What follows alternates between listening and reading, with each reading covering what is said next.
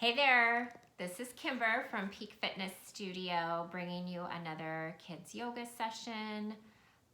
Today we're going to read another one of my favorite stories. This one is really great because it talks about why it's so cool to be a little different and to be special, and how we all have really cool kind of special, unique qualities about us. So sometimes parents out there, something that I have my kiddos do, even if they can't quite write yet, we just let them draw pictures or doodle. This is a great time when we're home to introduce a journal to our kids. You can grab one if you're out at the grocery store, or if you're at home, you could just staple pieces of paper together. Whatever you have on hand is perfect. And usually before we start a yoga class, when we're setting that intention, I usually give them the intention that we're going to be talking about, and then I just give them a few minutes to write stuff in their journal or make a picture or just doodle. It kind of gives them time to start to relax and know that we're going to start reading a story and doing yoga, and that's our time to kind of slow down and relax. So during this time, our intention for today is what makes you special, what makes you different and unique. So this would be a great time, if you want to press pause here, is to have your kids grab their journals and maybe just take a few minutes for them to write about what they think makes them special. Maybe they can draw a picture about something that they do that makes them special, that makes them stand out. And then if they want, we always say if they want to share their picture or their words, that's great. If they don't want to, they don't have to either. And that's what makes that journal so special, is that it's their own thing that they can hold on to. So maybe even when we're not doing yoga and things are getting a little crazy at home, if they want to just have a little alone time, or they know they need to relax and calm down, they can grab that journal, find a quiet space, and they can just write in it, make pictures in it. It's kind of their tool to help them with relaxation, and kind of their tool to give them an opportunity to kind of write about what they're feeling at that time. So if you have something at home that you can use to allow them to journal, this is a great opportunity while they're at home to kind of introduce that to them. So I'm going to go ahead and get started here. Maybe you had them journal about what was special, what makes them special. If not, no biggie. We're going to go ahead and get started by reading another one of my favorite books. Maybe some of you have read this. Maybe you've checked it out at your school library or your public library. If not, I would love to encourage you to maybe call one of your local bookstores. I know that our business neighbor, Harvey's Tales, it's in Geneva, right on Campbell. They are taking online orders, so if you give them a call and leave a message, they might be able to order the book before you try and go to a big box place and order it online. I always encourage to try and shop local, especially now. So the book that I'm going to be reading is called Not Quite Narwhal. He's a unicorn and he's very special, and we're going to find out why. So this story is called Not Quite Narwhal, and the words and the pictures of this book were made by Jesse Sima. So I'll read the story to you. I'll show you some pictures so you can enjoy it at home. Kelp was born deep in the ocean. So there's the unicorn. His name is Kelp. It's kind of unusual for a unicorn to be born deep in the ocean. He knew early on that he was different from the other narwhals. His tusk wasn't as long as everyone else's, and he had different tastes in food, and he was not a very good swimmer. So if you look at the picture, there's the narwhals, and there's Kelp swimming with them. And so his horn is not as long as the others. But his friends didn't seem to mind, so Kelp decided he wouldn't mind either. There they are, all playing together.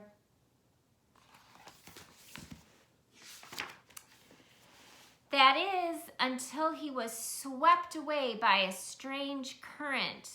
I wish I was a better swimmer.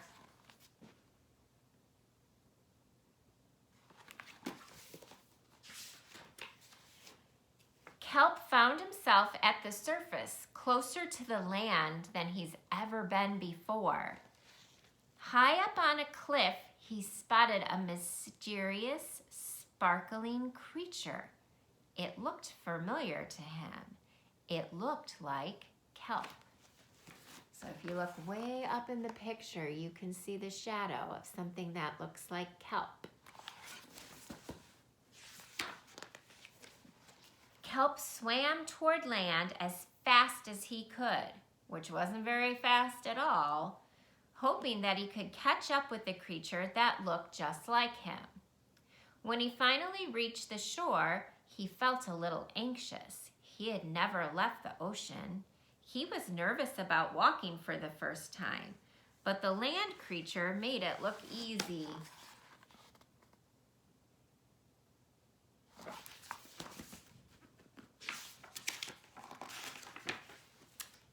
It wasn't. Eventually, he got the hang of it. So you can see, first he tried to walk like a crab, and then he tried to leap like a frog, and then a turtle showed him a slower way to do it. Everything on land was strange and beautiful, but also kind of scary. Kelp began to think he might never find the creature that looked just like him.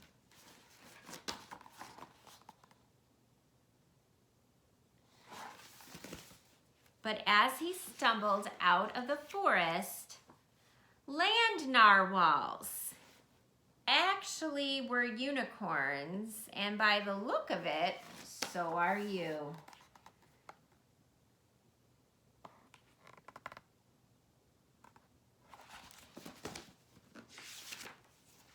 Kelp had never heard of unicorns before.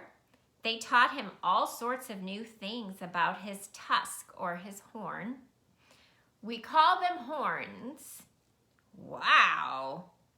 They introduced him to unicorn food, and they showed him how to gallop. There was no doubt about it that Kelp was, in fact, a unicorn. He was having so much fun, he didn't want to leave.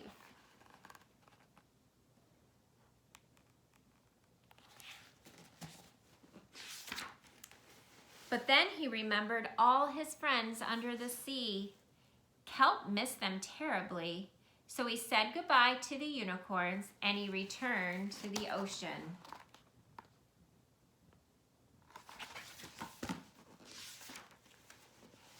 He swam toward home as fast as he could, which we know isn't very fast, hoping that the narwhals would still like him now that he was a unicorn. When he finally arrived, Kelp had butterflies in his stomach, but they were happy to see him. They made him a sign that says, "Welcome home." Kelp took a deep breath and told his friends the news. "It turns out I'm not a narwhal." "Of course you aren't. I'm a unicorn. We all knew that."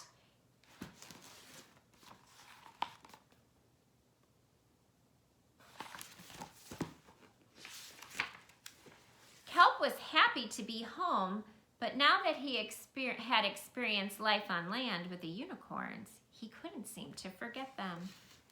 Did he want to be a land narwhal with the unicorns or a sea unicorn with the narwhals? He couldn't decide. What do you think he's going to do? But then he realized, just maybe,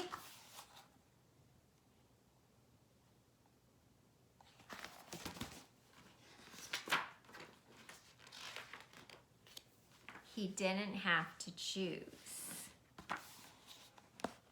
So the narwhals and the unicorns and kelp all play together.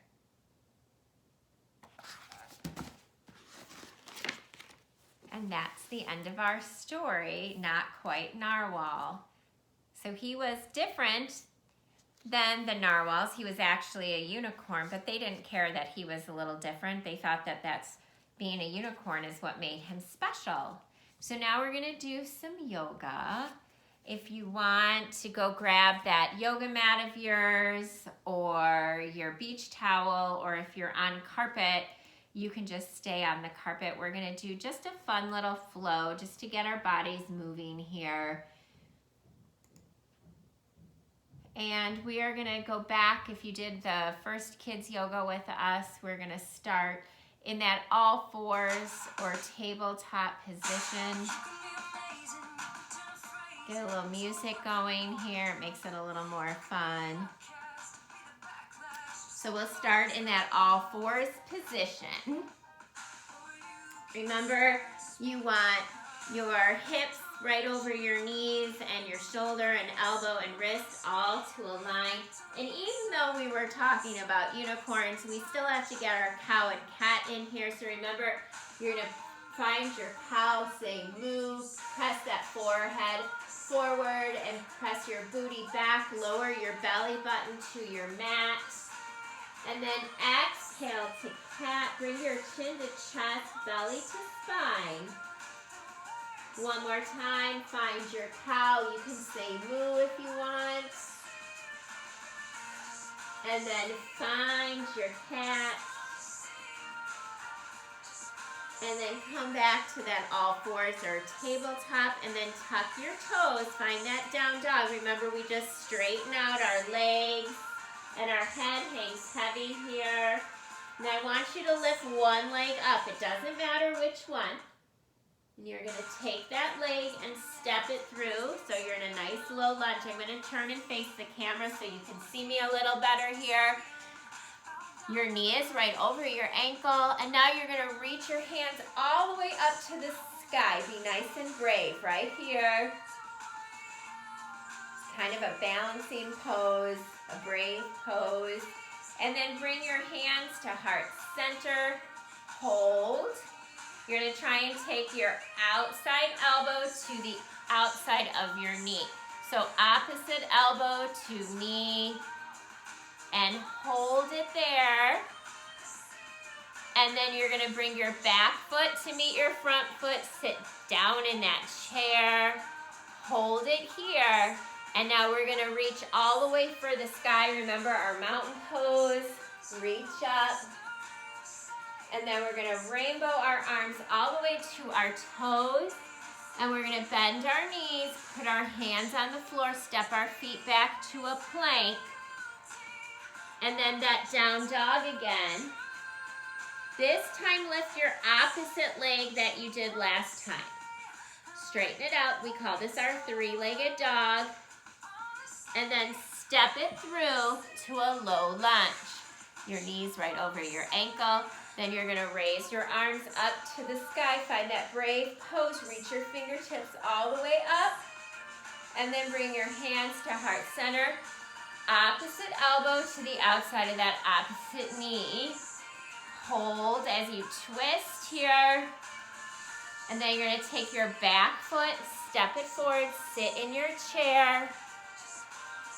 And then lift your arms all the way up, finding that mountain. And then rainbow your arms all the way to your toes. Bend your knees, put your hands on the floor, step it back. Find your plank, and then tap your knees, sit back on your heels, put one hand on your heart, one hand on your belly, and just close your eyes and breathe. Nice, soft breathing here. And we're gonna do that one more time through. I'm gonna grab a different song here. We're gonna do it a little faster, little all together. So come back to that all fours. Here we go. Inhale, cow. Exhale, cat. Come to all fours. Tuck your toes. Down dog. Lift one leg high. Step it through. Low lunge. Lift your arms up. Find your brave pose. Hands come to heart center. Elbow connects to the opposite knee. Then step your back foot to front. Sit in your chair. Lift your arms all the way up to mountain. And then rainbow your hands down. Bend your knees. Hands to mat. High plank. Step back. Find your plank. Down dog. Lift that opposite foot. Step it through to that lunge. Lift your arms all the way to the sky. Hands to heart center. Elbow to the outside of that opposite knee.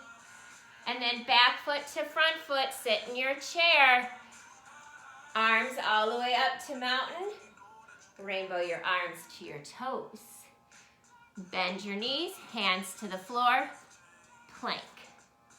Hold. Tap your knees. Sit down on your heels. Swing your feet around. Sit crisscross applesauce here. Start to close your eyes and breathe. Remember, we take nice inhales through our nose. Exhales out our mouth. We inhale like we're smelling a flower. We try and blow all that air out like we're trying to blow the petals off a flower. So nice inhale in and then blow all that air out. Maybe while you're breathing in and out here, you focus on something that makes you special. What makes you different? Those are the things that make us shine.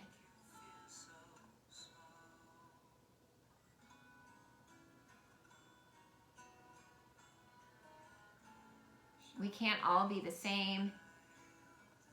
We each have something special about us. You shouldn't hide those special qualities. You should let them shine through. You should share them.